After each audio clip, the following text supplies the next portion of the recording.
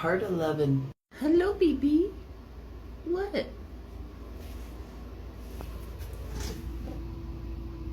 So part 2 of the book opens up as Marcos is inside his house, flips on the TV without noise on, or on mute, and begins flipping through the old news channels when the virus broke out. He recalls watching media coverage of when there was information about, when virus was affecting animals and the public outrage in regards to animals. What are you doing? What? The public vandalized city statues of, animals like cows or bulls and cranes and whatnot. Spray paint, people throwing food, people ripping them down and throwing them into the street. A horde of specific groups of people went into historic museums and ripped up paintings featuring any animals, like cats or horses or birds, especially birds. The public was angry and horrified about what was going on. The public tried to eradicate all remembrance of there ever being animals. Marcos was startled when the FGP climbed onto the couch up next to him and cuddled up on him. Marcos named our FGP Jasmine because of her wild, natural smell. I had a weird feeling that, Marcos may, canoodle Jasmine at some point. But I was not prepared for him to be like, I held her close and I kissed her on the forehead and I smelled her hair and her wild jasmine scent. Then I patted her 8-month pregnant belly. Bro. Oh, God. Yeah, I figured. Now, remember, Jasmine doesn't have vocal cords as her voice box was cut when she was product. But she is learning how to communicate within that 8th month period.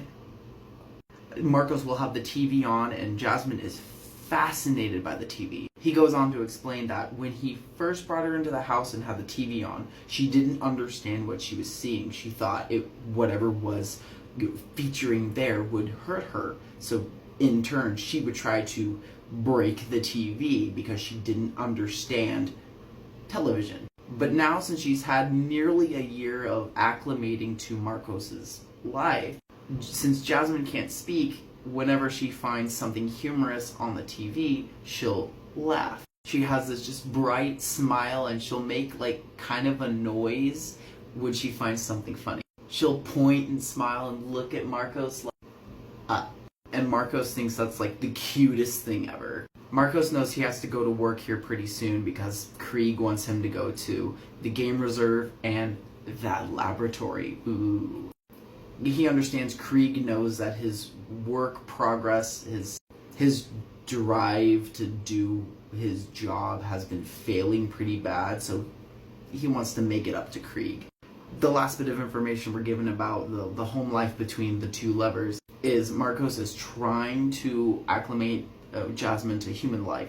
It took some time, but she's now wearing clothes. It was a fight to get her to get comfortable wearing clothes, but she's starting to understand that clothes are there to kind of protect her skin. Since all she's ever had to consume was the feed and liquid diets that they've been feeding her in as product, she's tried foods that she never imagined before. When Marcos leaves for work, he locks her into a room.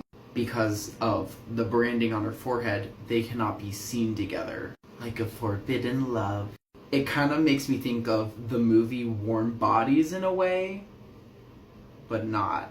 Anyway, Marcos has mounted a big old TV in that room, has toys and snacks and crayons and stuff for her to read, or she can't read, but she can flip through books and think she knows how to read. Her room is filled with stuff to keep her busy and toys that she can kind of play with, foods to eat, clothes, just anything that she wants. She's spoiled, but she's living pretty good right now. So Marcos goes to work and makes it to work on time, as there's a specific church group, I guess, that goes around to plants and preaches. So Marcos makes it to work as the secretary's like, "You're just in time.